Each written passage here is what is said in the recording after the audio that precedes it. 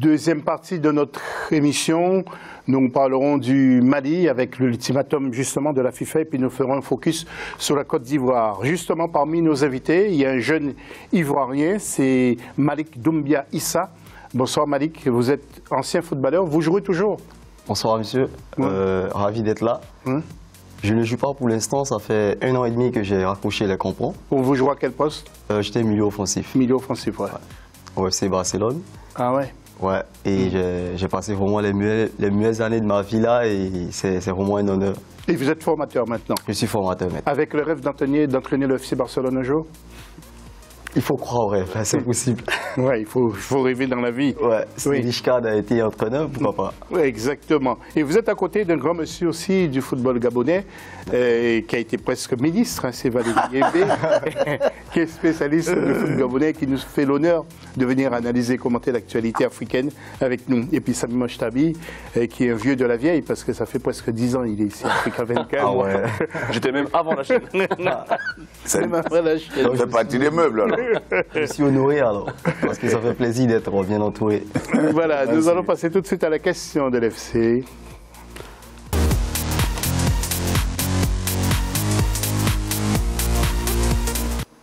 Et les expos, justement, font-ils suffisamment pour le football africain? Tiens, je vais vous poser la question. D'accord. Vous pensez qu'ils font suffisamment, les expos comme vous, pour le football africain?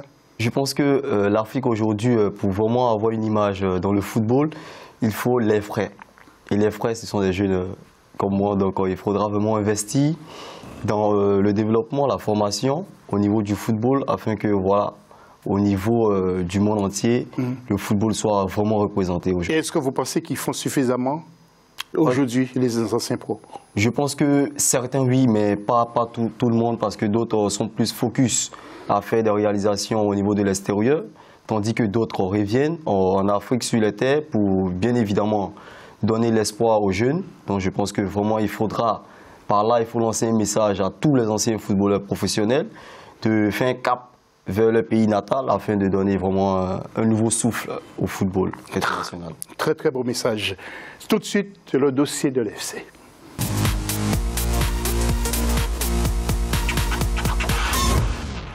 Et nous allons parler immédiatement de Yaya Touré, Salomon Kalou, qui ne sont plus en sélection, Didier Drogba, Didier Zokora et les autres. Que devient le football ivoirien? Et justement, ce football ivoirien est-il en berne? Enfin, vous avez votre avis là-dessus? Où sont passés les éléphants des 5 dernières années? Retour sur l'actualité footballistique, justement, ivoirienne de ces 5 dernières années, marquée par de nombreux échecs. Slamlo, Victoria, 7J pour le sujet. Et après, nous commentons. Autrefois classée parmi les favorites du continent, l'équipe ivoirienne de football est en passe d'être oubliée. En 2015, les éléphants ont offert un 2e trophée à leur pays, 23 ans après le premier sacre à la Coupe d'Afrique des Nations 1992. L'équipe a fait parler d'elle grâce à des joueurs qui évoluaient pour la plupart dans les meilleurs championnats. Mais après 2015, les éléphants ont enregistré de nombreuses contre-performances. Le football, comme dans toutes les autres disciplines, c'est un problème de cycle. Et donc, il faut renouveler le cycle et il faut préparer la relève. Mais si ce n'est pas fait, il y a une rupture brutale qui fait que de là où on se trouve, c'est-à-dire le premier au classement Afrique, on peut retomber. La relève n'a pas été gérée efficacement. On était tiré entre problèmes de sélectionneur national. La Coupe d'Afrique des Nations 2015 a permis de confirmer de nouveaux talents et d'en révéler d'autres. Depuis 3 ans, l'équipe espère revenir en force avec des joueurs comme Salomon Kalou, Gervinho Kouassi, Sérédier, Max Gradel, Serge Aurier, Eric Bailly ou encore Boni Wilfried. La relève est en train d'être préparée. Les joueurs ivoiriens, on en trouve 399 disséminés à travers les championnats du monde. Donc cette politique qui pourrait être efficiente et qui permettrait de retrouver les meilleurs. Au plan national, certaines anciennes gloires ont entrepris d'apporter un nouveau souffle au football ivoirien. C'est le cas de l'ancien défenseur Kolo Touré, devenu en 2017 entraîneur adjoint de la sélection nationale. Oui, Sami, je m'adresse à vous tout d'abord. Est-ce que vous êtes de l'avis de notre confrère Ricardo Zama, le football ivoirien se reconstruit? Mais oui, forcément, le football est cyclique. Hein, on ne peut pas non plus dominer des dizaines et des dizaines d'années à la suite. La Côte d'Ivoire a eu sa génération dorée, incarnée par Drogba et les deux frères Touré. Maintenant, je ne suis pas vraiment d'accord avec le reportage sur les noms évoqués. Je pense que le renouvellement se fera par d'autres prénoms, puisque les Aurier, les Bailly sont des joueurs déjà établis, déjà connus. Je pense qu'il y a une belle génération qui arrive en Côte d'Ivoire. Il y a quand même de très jeunes joueurs, un joueur comme Nicolas Pepe qui performe énormément Gradel ne vieillit pas. Gradel, ça peut être un cadre. Après, Ibrahim Kamara va s'appuyer sur des joueurs cadres, mais je pense qu'il y a quand même des nouveaux joueurs, des joueurs comme Cornet aussi qui ont rejoint la sélection, Wilfried Zaha, c'est quand même très solide. Défensivement, il y a un petit trou. Je pense que la défense. Gervinho pour vous, c'est un has-been Pas un has-been, ça peut servir pour. Mais vous ne pouvez pas repartir avec un Gervinho comme leader de l'équipe. Je pense qu'il va falloir responsabiliser les jeunes joueurs. Comme je l'ai dit, des joueurs comme Pepe, offensivement, c'est quand même très très bien doté, la Côte d'Ivoire.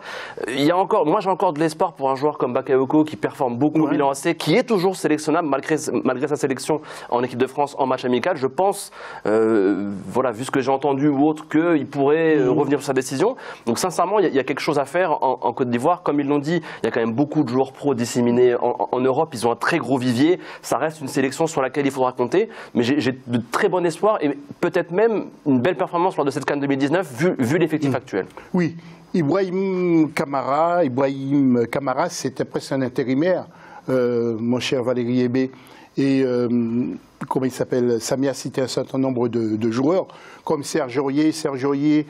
On peut déjà compter combien d'années à peu près qu'il lui reste à faire sur le plan international? Peut-être 3 ou 4 ans? Non, mais déjà, ce qu'il faut reconnaître, c'est qu'en termes de renouvellement générationnel, c'est entre 5 et 10 ans. Donc, je pense que, comme Samir l'a dit, la Côte d'Ivoire a eu une génération dorée. Il faut aussi reconnaître que ce n'est pas tous les jours qu'on arrive à avoir des Drogba, les Yaya Touré. Donc, c'est des joueurs qui passent une fois tous les 20 ans. Donc après, maintenant, derrière, il faut mettre des structures en place pour pouvoir aller chercher ces perles rares-là qui sont disséminées dans toute la Côte d'Ivoire. Donc, mettre ces mécanismes... Aller dans les académies, éventuellement?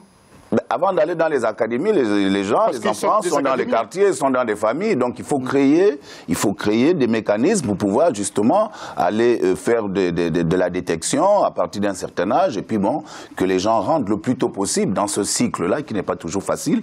Et puis je crois que bon, la Côte d'Ivoire, comme Samir l'a dit, il ne faut pas aussi à des moments avoir les yeux plus gros que le ventre. Je crois qu'il y a beaucoup de pays qui envient la Côte d'Ivoire, qui envient le vivier qu'ils ont. Ils ont un caissier, ils ont... comme tu as dit, Pépé, ils ont Bailly. Donc ils ont une épine dorsale déjà, donc ils ne partent pas sur rien du tout. Maintenant, c'est après le management qui va se faire, c'est après l'esprit d'équipe de cohésion qu'on va mettre pour qu'ils puissent être performants lors de cette CAN. C'est justement tous ces mélanges-là qui vont faire en sorte qu'ils ne retombent pas dans les travers du passé, parce qu'il y avait aussi également, à un moment donné, en Côte d'Ivoire, ce problème d'ego entre joueurs. Donc, quand on vient à l'équipe nationale, je pense qu'il faut taire les égos pour faire parler le talent et pour que ce soit l'équipe qui gagne. Je crois qu'ils sont aussi passés par beaucoup de moments difficiles et je pense qu'ils ont trouvé, à mon avis, la bonne manière de fonctionner pour qu'ils puissent continuer à être performants. Et puis là, on voit quand même aussi qu'au niveau de la Côte d'Ivoire en elle-même, il y a des équipes de clubs comme l'Africa, la SEC, qui reviennent. Il y a Sol Béni qui s'est quand même mieux structuré de par les revenus de la vente d'un certain nombre de joueurs. Je crois qu'on peut encore compter sur la Côte d'Ivoire pendant au moins 5-10 bonnes années. Ils ont les moyens humains pour pouvoir être encore au haut du pavé pendant un bon bout de temps. Vous nous avez dit que vous êtes Gabonais, mais je me demandais est-ce que vous n'avez pas menti, vous n'êtes pas Ivoirien? Parce que vous parlez tellement bien de la Côte d'Ivoire. Je dis ce qui est vrai. Oui, non, mais c'était pour vous taquiner. Oui, mais... Valérie, non, mais... Non, mais et puis je suis africain, donc je connais un peu ce qui se passe à gauche, à droite, mais merci. Malik secouait la tête, ça signifie qu'il y a beaucoup de vérité dans ce que vous dites. Alors, Malik, vous, comment voyez-vous l'avenir du football de votre pays? Je pense que la Côte d'Ivoire aujourd'hui a un grain extrêmement, vraiment formidable au fait au niveau du football. Je suis entièrement d'accord avec les deux propos avant. Il ne faudra pas vraiment insister sur Gervinho, Calinho et toute cette génération-là, parce que c'était la génération dorée de 2015. Maintenant là, je pense que nous devons plus s'attarder sur Nicolas Pepe, Wilfried Zaha. Alors justement, nous allons voir en images certains de ces joueurs. avec Nicolas Pepe qui marque beaucoup de buts. Et je vous laisse commenter justement, allez-y. Je pense que Nicolas Pepe aujourd'hui est en train de réaliser une saison extraordinaire avec son équipe. Je pense qu'il est vraiment très très talentueux. Il faudra lui donner encore plus de responsabilités vis-à-vis avec Mas Gradel qui est le capitaine du TFC aujourd'hui et qui est en train de démontrer de jour en jour qu'il est encore disponible pour donner. Il y a Karamou également, il y a Diamandé, nous avons vraiment beaucoup de joueurs. Je pense que c'est cette génération-là. C'est pas fait. Et je pense que c'est cette génération-là même qui va donner aujourd'hui un nouveau souffle au football ivoirien parce que je pense que dans les académies comme quand vous vous rendez en Côte d'Ivoire à Solbeni, à la SEC Mimosa, il y a toute une génération qui se prépare. Vous verrez des tournois de football partout et aujourd'hui je pense que la Côte d'Ivoire va vivre encore de façon éternelle.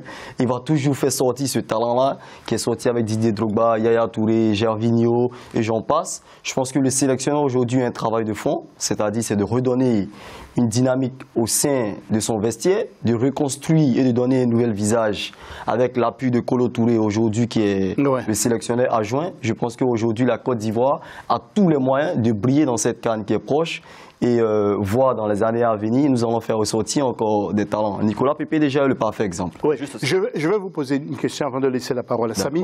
Votre formation, parce que vous êtes en pleine formation, c'est pour faire quoi après? Pour servir l'Europe ou Aujourd'hui, j'ai le titre d'entraîneur professionnel que j'ai obtenu étant à Barcelone et j'ai entraîné pendant 3 ans les équipes inférieures. Et là, j'ai été sollicité par une structure, par M. Daniel au Burkina, qui monte une académie, U16. Je pense qu'aujourd'hui, c'est d'encore prendre beaucoup d'expérience au niveau de l'international et pourquoi pas aller servir au pays ou servir vraiment de grandes nations. Voilà. Merci. Samy, je vous laisse la parole, mais en même temps, vous avez dit pour Karamou que c'était pas fait encore. Oui. Il n'a pas encore fait son choix. Actuellement, il joue avec les équipes de jeunes en France. Maintenant, justement, c'est cette stratégie aussi. La Côte d'Ivoire ne le faisait pas forcément avant. Pour tout de suite régénérer son effectif, elle table aussi sur les binationaux. D'autres sélections, d'autres nations en Afrique l'ont très bien fait, que ce soit le Maroc ou l'Algérie par exemple. Voilà, ils l'ont parfaitement fait. Ils ne se sont pas gênés. Là, la Côte d'Ivoire commence à le faire. Il y a des joueurs comme Jonathan Bamba aussi qui est visé. Ils ont tenté avec Niagnon, ça s'est pas forcément bien passé puisque là il est revenu en équipe de France Espoir. J'ai tout à l'heure cité Bakayoko, on peut citer Karamo aussi. Voilà, ils vont maintenant aussi piocher directement. Voilà, c'est des binationaux, ils sont disponibles, c'est des joueurs de talent qui ont été formés dans des pays européens et c'est pas forcément bête comme stratégie puisque sur du court terme c'est quand même très efficace. On le voit avec Cornet et Zaha, ils sont arrivés, ils ont tout de suite apporté une plus-value à l'équipe et c'est une très bonne stratégie. Et il faut ajouter également qu'il y a une erreur que nous commettons beaucoup plus en Afrique, c'est-à-dire... Je vous demanderai d'être court. Hein, oui, je suis court, très court. Nous avons beaucoup de jeunes talents et lorsque, par exemple, ils partent de l'Europe pour venir jouer en Afrique, c'est totalement différent. Donc je pense que la stratégie également, c'est de pouvoir protéger ces jeunes-là, donc avoir des anciens, comme on dit généralement. Vous ne pouvez pas arriver dans un village où il n'y a que des jeunes. Donc il faut avoir des anciens et avoir des messages qui soient percutants, que les gens comprennent. Donc il y a des gens comme les Cornets, ça ne va pas être facile pour lui, parce que la réussite qu'il a, par exemple, au championnat de France, il peut ne pas l'avoir en équipe nationale. Ça ne veut pas dire que ses qualités sont mises en doute. Donc il va falloir comme ça, le travail des Gervinho, de ceux qui sont encore là, des Gradel, c'est de les protéger, c'est de les amener à maturité pour que progressivement, les passages de témoins se fassent. Malik, allez-y. Très court, Malik. Voilà, en fait, ce que je voulais ajouter, c'est qu'il faut vraiment de l'expérience dans tout collectif. Moi, je l'ai appris quand j'étais avec le FC Barcelone. C'est vraiment très, très important de rendre vraiment fiers ces jeunes-là. Nous avons Céline Michael aussi qui évolue à Fulham, qui a fait une très bonne saison avec l'OGC Nice. Je pense qu'aujourd'hui, c'est de retrouver tous ces grains et revenir aussi avec ces binationaux qui ont vraiment la chance d'évoluer depuis tout petit. Je pense que nous avons le parfait exemple qui est Didier Drogba, qui a effectué presque toute sa vie ici en France, avant de revenir en Côte d'Ivoire et avant de venir s'imposer comme vraiment un leader incontournable. Et il a régné pendant plus d'une décennie.